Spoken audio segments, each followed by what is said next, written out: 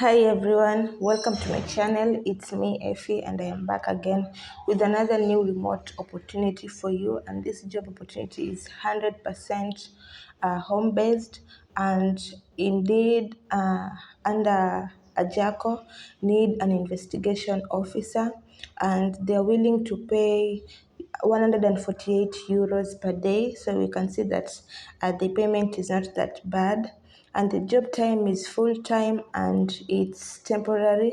I've seen that they're currently offering a temporary job that will take around 6 months, so it's under a contract position, and they also need two people for this role. So if this opportunity sounds great to you, you can go ahead and apply.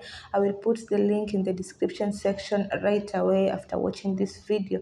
So let me just take you through the description and the responsibilities that you will be assigned in handling this project. The experience is you should be having a public sector experience, 2 years, and crime investigation, understanding of immigration legislation, 2 years required.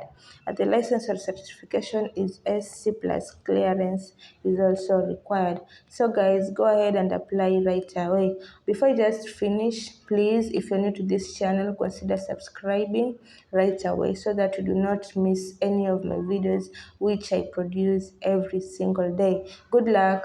Thank you.